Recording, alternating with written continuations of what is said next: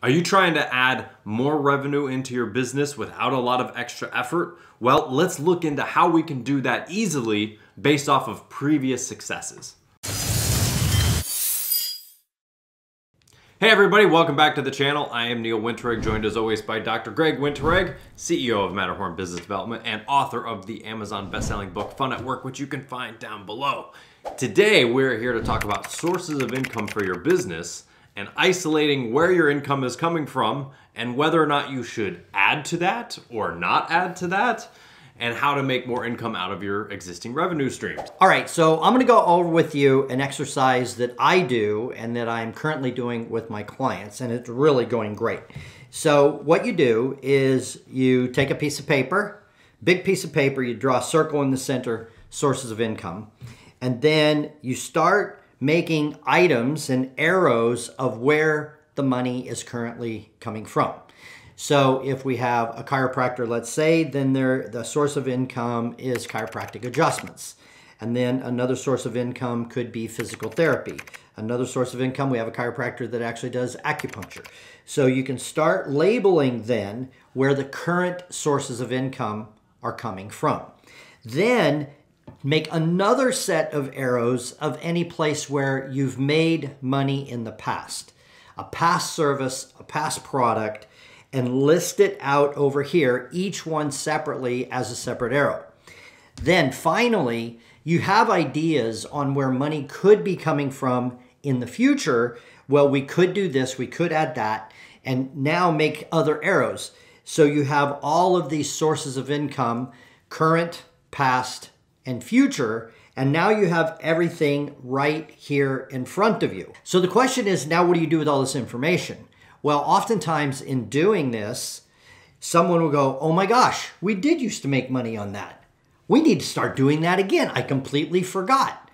Or times changed and maybe we can bring it back. So then resurrecting a past source of income will probably pop into your mind. Now, the other part of this is future income, because sometimes we can get excited about doing something new and fresh and creative and actually forget about the primary sources of income. And Neil's got an example or two to go over here. So there's some good ways and some bad ways that you can add sources of income. If we're gonna stick with our chiropractic example here, well then it makes perfect sense for a chiropractor to also be able to offer supplements or vitamins that might help people live better or easier, or maybe special cushions or pillows that you have found that work with people with specific problems that you treat a lot of. Those are all relevant and help you treat your customers or your patients better. Now, a bad example would be a chiropractor deciding that I'm gonna start doing Botox, or I'm gonna become a spa, right, and we're gonna do paraffin waxes, and we're gonna do these types of things, because that really has nothing to do with what your purpose as a chiropractor is.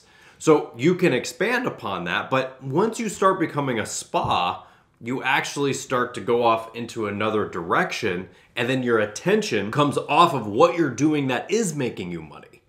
And I think that that's what people forget a lot about when it comes to adding services to make more money off of, is that it starts to deviate from your path, and then as you start to go down that path, your attention comes off of what's working, and instead of continuing to fuel that, now you're doing Botox and paraffin waxing and other stuff, and that becomes your new hobby horse, and then the next thing you know, you're not making any money.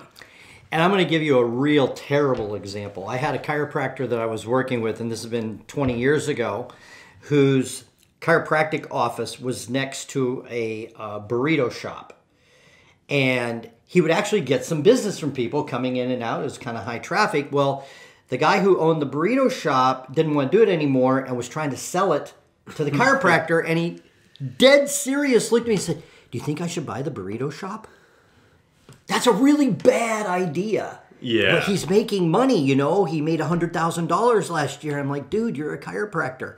So that would be a really terrible example. Yeah, and to counteract that, because some people will think, oh, that sounds like a great idea. There is a difference between me being a chiropractor and having $1 million that I'm looking to invest. And I decide I'm gonna buy this burrito shop, and Joe Schmo, who I know runs restaurants, is going to run it for me. and I don't have to worry about it. Okay, you can invest money into that. And you could just say, yep, I'm going to put money into it and hopefully that business works out. But you can't then go from being a chiropractor in the mornings to a burrito making man in the afternoons and expect the chiropractic side to actually hold up. Absolutely. So again, there's nothing wrong with having a second business, but if you're going to have a second business, it's a second business. It is not all part of one business. And that is where people get confused a lot, is that all of your sources of income have to be on the same path. So the chiropractor who has pillows and cushions and vitamins and supplements and offers massages because they rent out a room for a massage therapist to come in. That is all part of the same channel. But Botox and burritos and frozen yogurt do not mix with your chiropractic clinic unless you're treating indigestion. So if you found that useful, then definitely hit the thumbs up, leave a comment down below, subscribe to the channel, and also look into joining our YouTube membership program down beneath, which is only $20 a month, and you get to work with us all the time.